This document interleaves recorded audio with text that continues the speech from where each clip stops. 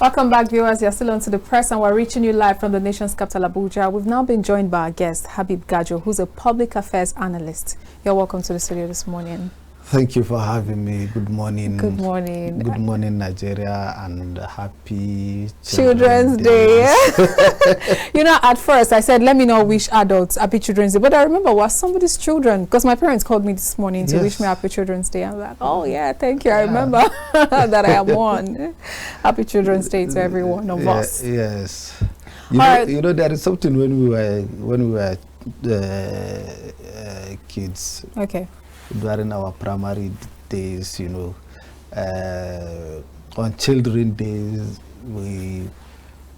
our parents used to cook food, drinks, and even so take us out. It would take it to the school with our.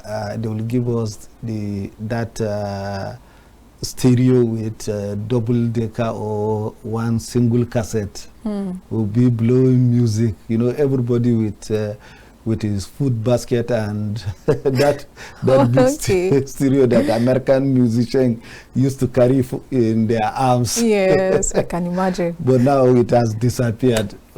We'll play games, a lot of games, you know. But right now, it feels a little different, because even on Children's Day, parents are not given the break. They have to be busy at work doing one or two things instead of hanging out with their children, making them feel special on this very special day. Yes, but to celebrate it in the school is more better than taking them out. You think so? Yeah, it's private school that the children of private school can go out, but the public school will celebrate it in school with their teachers. I totally agree.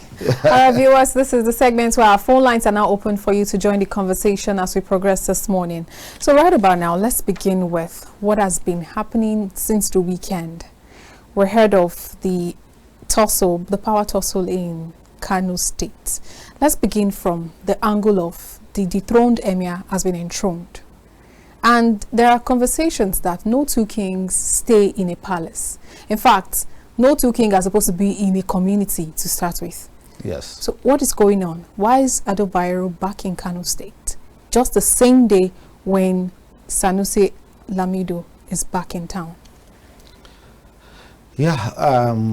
First of all, the reason why Aminu Ado Bayero was still in Kano is because they went to court and got an interim injunction not to ban or swear in the new Emir Sunusi Lamido Sunusi.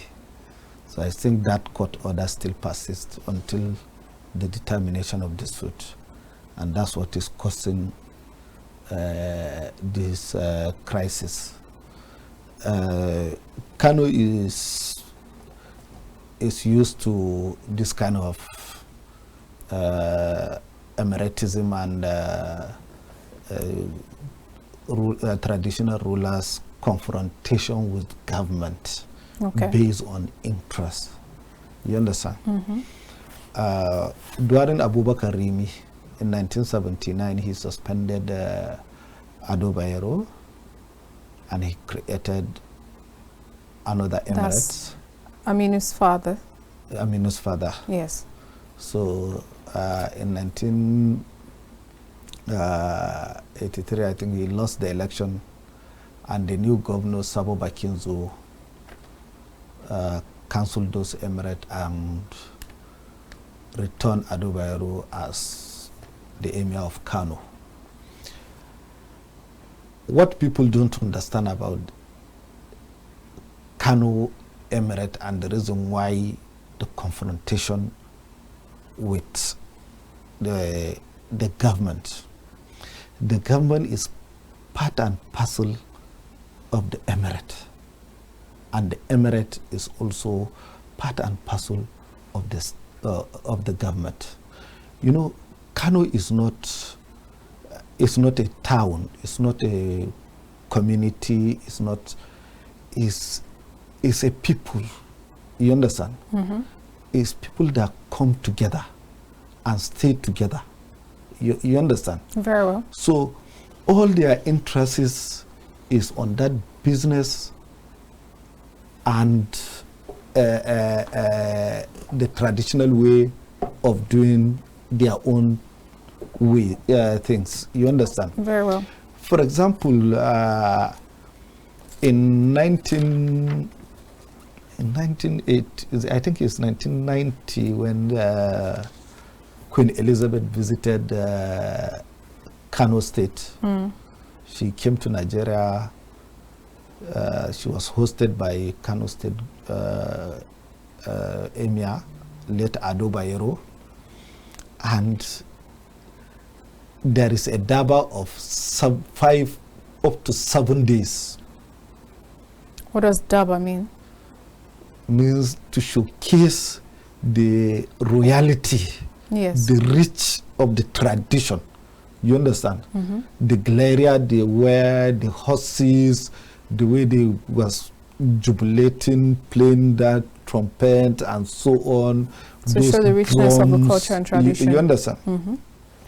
So everyday event. At that time, what Kano State realized on tourism, almost 300,000 pounds at that time. At that time, is double of the budget of Kano. Bill Clinton also came to Kano, and he was hosted with the same Daba. And because it was a democratically elected government, people from Nigeria and from America and other countries that came to Nigeria for that, I think it was Commonwealth Chogom. So in a nutshell, what Yes. Kano realized is $900 million. Okay. At that time, Obasanjo's budget, the federal government budget is not up to billion. You understand? Very well. It's billion and something. So the emirate contributes immensely to the revenue generation, security, and also promotion of trade and investment. Which means that it should be rightly protected. Yes. During when the Queen and Bill Clinton visited, we have seen a spring of hotels and palace. You understand? Hoping that more foreign leaders will be coming to Kano and will be reside in a hotel and palace. So it will continue. And up to the date of the late Ado Bayero, that's what is happening. Even when Sunusi took over, you understand, he succeeded his uncle Ado Bayero. There is a lot of activities during Sunusi Lamido. You understand? That is why people like him. You understand? But people don't like the way he speaks. You understand? Because it doesn't sound northern. Yes, because they don't know the tradition. Our values is our tradition and culture. And our tradition and culture is to say the truth and tell the government the interests of the people. Okay. You understand? So what would you say was his offense? Kano State was not a state when it got an international airport.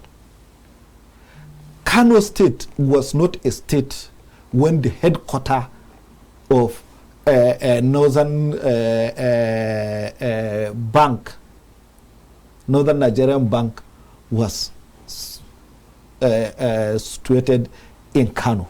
You understand? That is why I said Kano is, people come together to make Kano to be what it is today. You understand? So if you said you are a government, the Constitution gave you a power, that is where your limit stop. and also the tradition and culture also continues from there. So for him to advise the former governor and feel offended and dethrone him and created all this scenario, people predicted that another government will enthrone him or dethrone another emir, and it might just continue. Yes, it will cancel. Because it has just happened again. Because another emir has been taken off to enthrone the previous emir. Yes. So now the question is, what's the place of the monarchical system over the place of this political, undertone that we keep saying?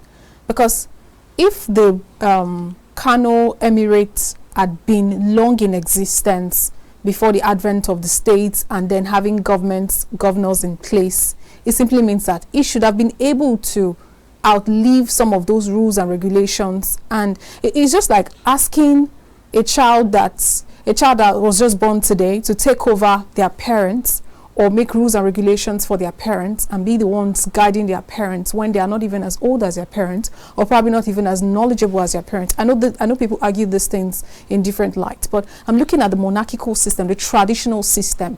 Why should this system of government now come to overrule that traditional monarchical system? Yeah, that's the effect of indirect rule. You understand? The colonial masters work with the traditional rulers. You understand? Yes. But when the military took over, they started drafting constitution, you understand? Obasanjo, 1979, Shagari, 1989, Abacha, Babangida, 85, 84. You understand? Absolutely. All those constitutions now place the emirs and the emirate under a local government administration. Okay. You understand? So the governor feels so superior. But the rules is an institution even before the colonial masters, even before the independence of Nigeria, before this democracy. There was a police, emirate police. There is emirate tax officers. There is administration officer, DO. There is prison. There is a prison. There is a police station. In fact, Ado Bayero started his appointment as a prison, as a controller of prison guard. You understand? And the emir is the judge. You understand? Very. The Hakimi in his local government is also a judge. The matter that is above him, he will now bring it to the emir himself. You understand?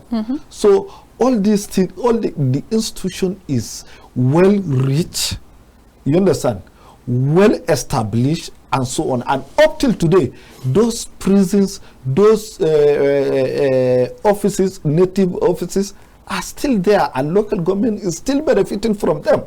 So how can you, who is generating revenue for your state, who stabilize the community, you understand, and said cannot have a say in a democratic government where the Constitution of the Federal Republic of Nigeria, as amended, 1999 Constitution, as amended, gave every Nigerian a fundamental human right to speak, to assemble, to associate, and so on and so forth.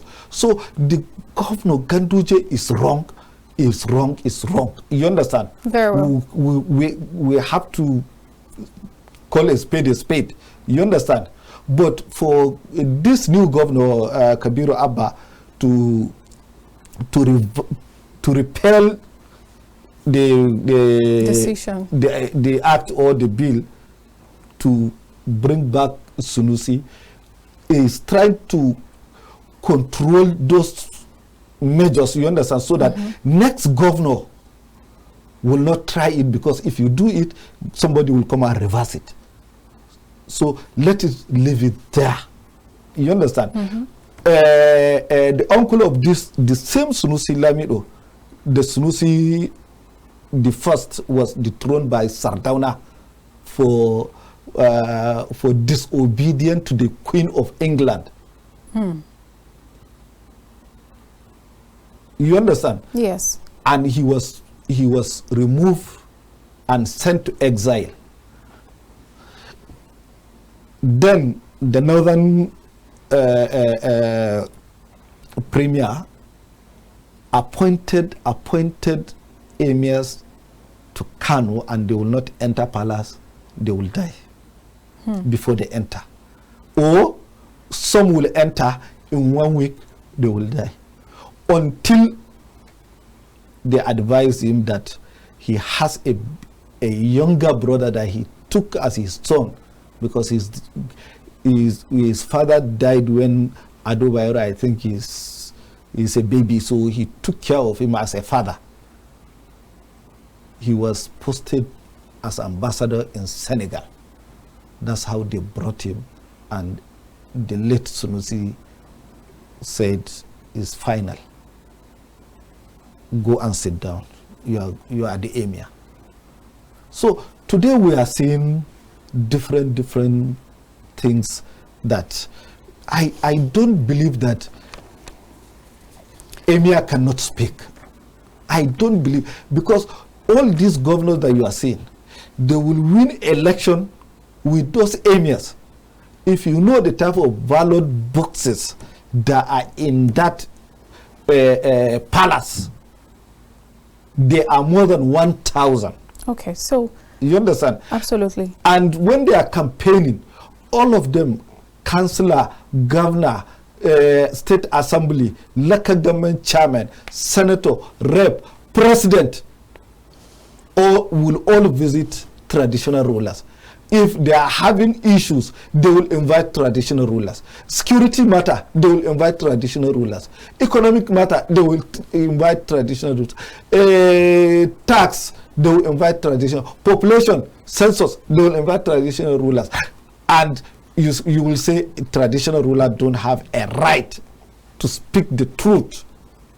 I think something is all right. So let's still look at it from this angle. When the new emir was dethroned initially, he left Kano State in peace. No, he was sent to exile. Yes, absolutely. But he left. That's the rule. He didn't have to contest it. Yes. So what's happening with Ado Bayero right now?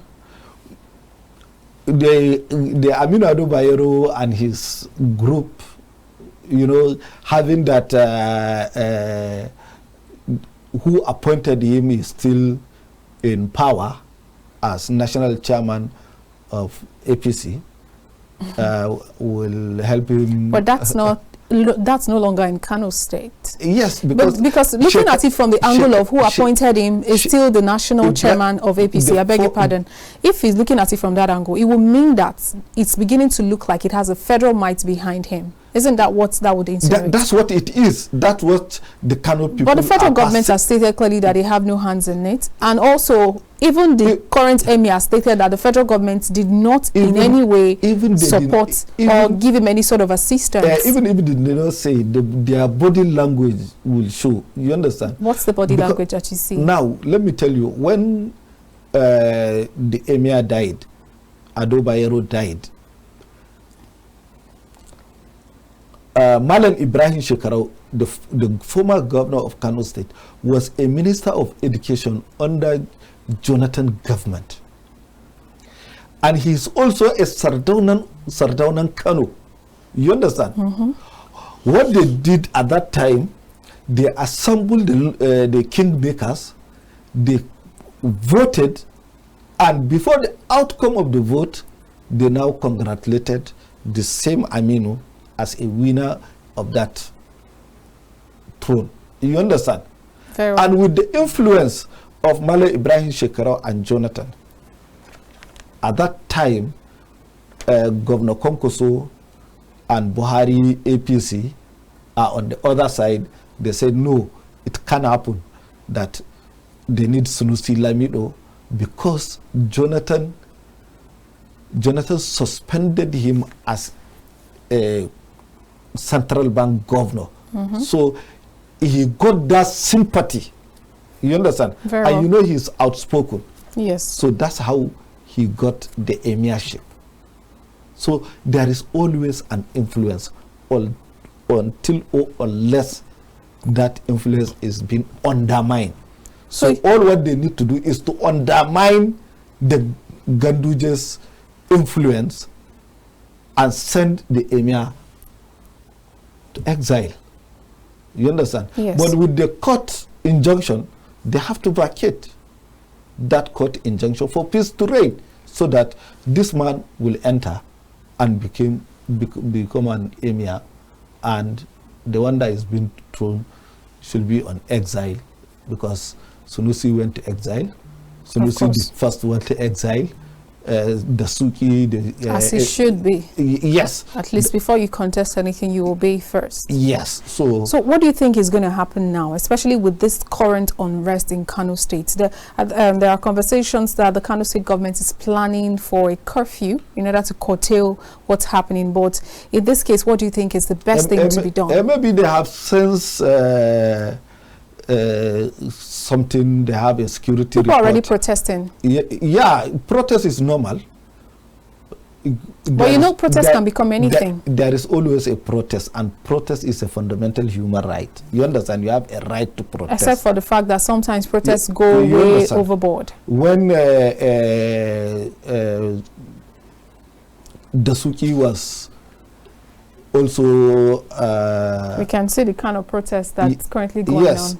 It happened in Sokoto when Dasuki was appointed as, or as elected as the emir. You understand? Yes. People died.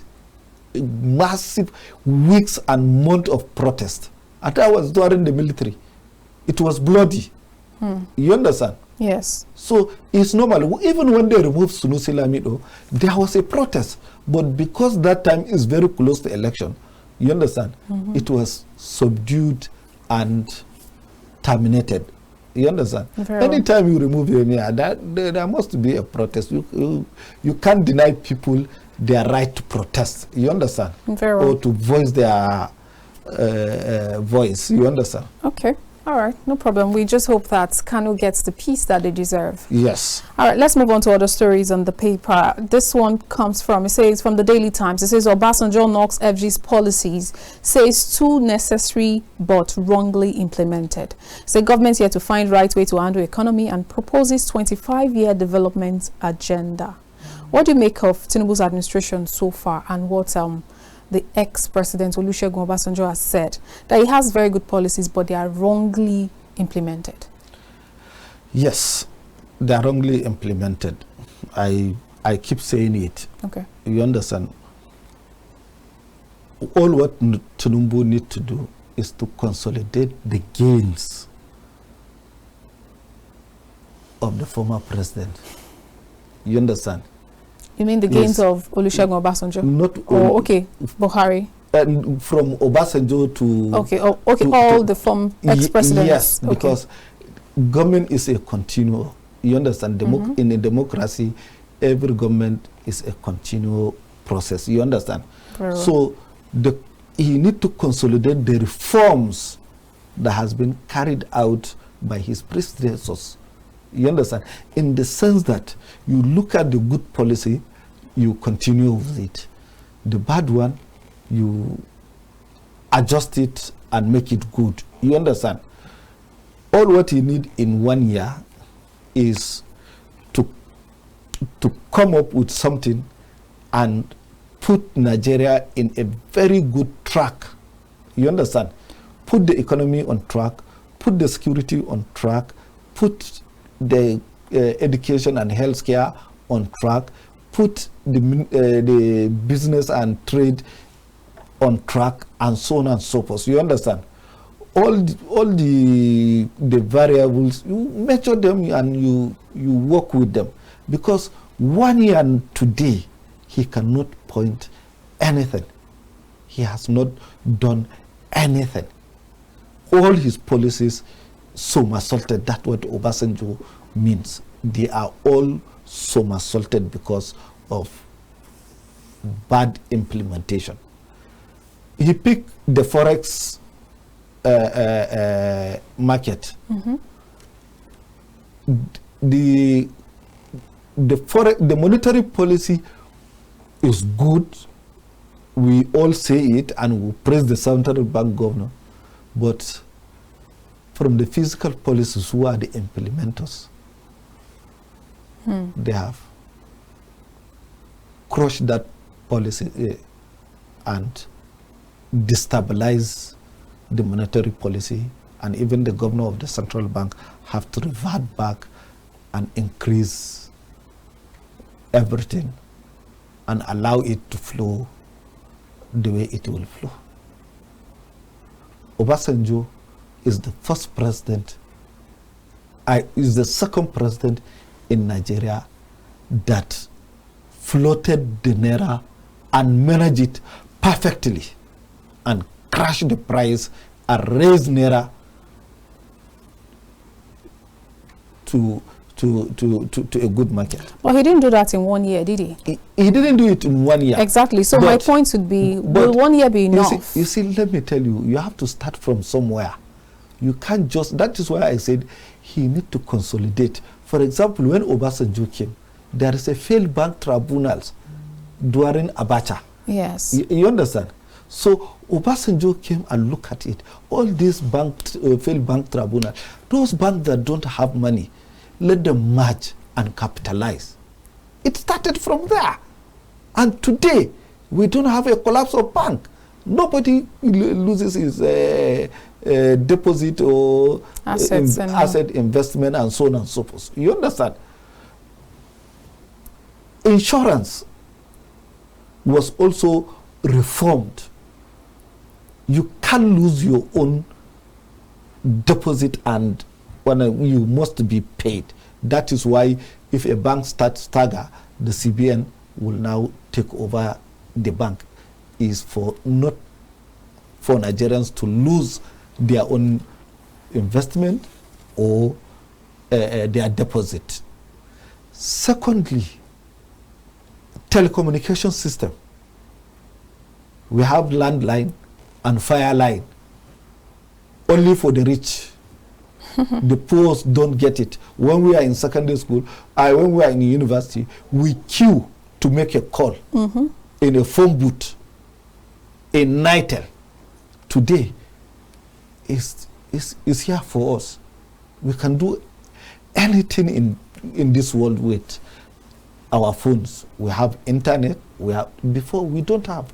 Our banks was, if you are going to the bank, you have to carry water, food, and so on with your mattress. Because you have to sleep there. You have to sleep there because they are using books, writing. You understand? But that reform brought computerization. And that computerization brought internet. And that internet brought ATM.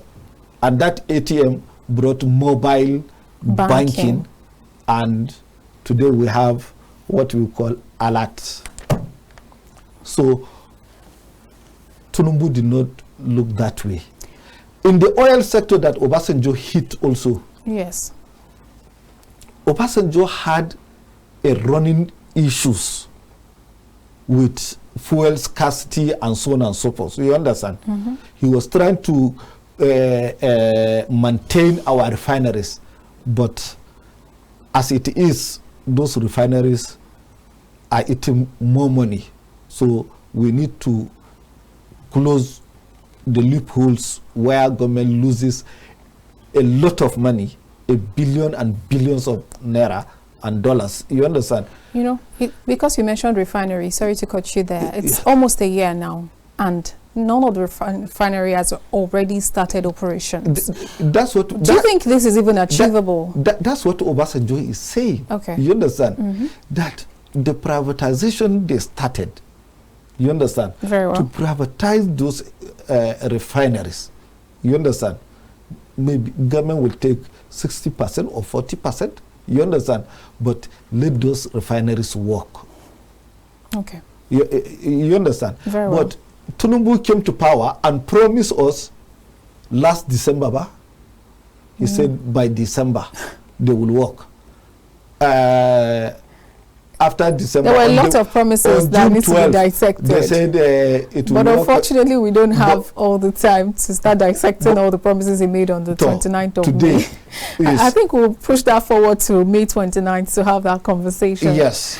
Now the second one, okay, let's leave Obasanjo. So let's move on to other stories, because honestly, I know we would exhaust all of our time if we want to start dissecting one after the other. So there's also this headline on the blueprint that says FG drags governors to Supreme Court over local government autonomy. A 6th stoppage of caretaker committee, joint allocation, others. Now, I thought, a lot of light is always on the federal government. More like nobody looks at the state, nobody really knows what's happening. Nigerians don't even criticize the state government as much as they criticize the federal government. Now, there are conversations that they've not given the local government liberty to operate. So the federal government has taken them to court. What do you make of this? Federal government did not take them to court. The matter is already in the court. Okay. You understand? Up to Supreme Court. But the federal government, what the federal government did, the Attorney General, with his own wisdom, and took over the matter. Okay. You understand? From those who already took it to court. Took it to the court. They dragged it to the Supreme Court. Yes. So federal government has joined. You understand? What people don't understand is local government is also a tier of government. Federal, state, and local government. Exactly. And it starts with local government. That's a grassroots. Revenue generation starts from local government. Yes. You understand? Absolutely. Development starts from local government, because local government is the grassroots government. You understand? If a pregnant woman in the night is having a labor in the village, the first person to reach is the councillor and the chairman of local government to rush her to the hospital. Clinics, primary health cares, hospitals are under local government. For heaven's sake, let us say the truth. Primary school is under the local government. But look at what they are doing. Why shouldn't they be able to operate independently? When we were growing up, we have seen local government working, doing minor roads, feeder roads, culvert during rainy season, where road bridge collapse. The local government would do it because they are having their allocation directly. But the myopic former governors went to court and tumbled everything and said that the local government administrators or the politicians, they are not capable of holding that huge amount of allocation. So those money should be entrusted to the governors, and the governors are using the local government funds, siphon them, or call the local government chairman that we are going to do so project. But is that even constitutionally right? It is unconstitutional. It's unconstitutional. Up till today, it's unconstitutional. That is why they went to Supreme Court to interpret. You understand? There is state governors that don't care about local government funds. Somebody like former governor of Jigawa State, Sule Lamido, he don't care about local government funds. Somebody like Ibrahim Shekarau, he don't care with local government funds. Who again? Even Rabi Musa Konkoso, in his first term, he don't care with local government funds. You understand? So all these things, the 1999 governors are the one committed these crimes. Let me tell you what will surprise Nigerians. When Obasanjo, when there is a oil windfall, Obasanjo created what we call excess crude account. That excess crude account was meant for state and local government. Absolutely. For the development of state and local government, while we have our foreign reserve. These governors went to court and said they should give them their money. They said we are going to save it for a rainy day. You understand? Because the oil price starts staggering. So they now come up, okay, let's give maybe some percentage and save some percentage. That was during Ngozi Okonjo-Iweala.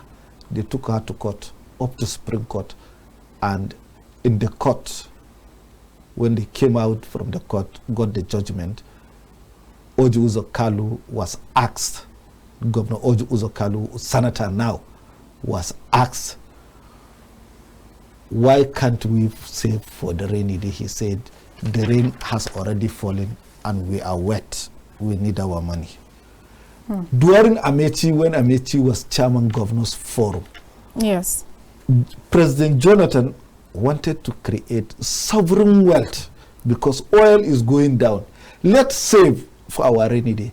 Amechi took him to court, and that what divide the governors forum, where you have 18 and 19 governors forum. You understand? And today, up till today, we have progressive governors forum, we have PDP governors forum, we have this one governors forum. Is because these governors are the one causing all these issues and problems. You understand? All right. So what are they going to do with the money? Right. We don't know, because people are not seeing the money. Absolutely. The money is not reflected. There is no impact of the money.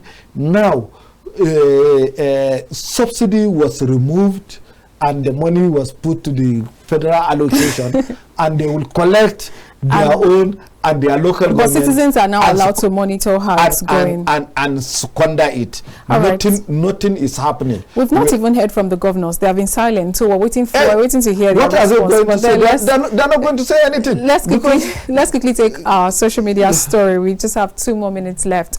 So there's a particular, do you remember when EFCC was arresting those that were abusing the Naira? Yes. So there's a particular video of the new trend of how people now spray money at parties. So I think we can see that very briefly. It's just a few seconds.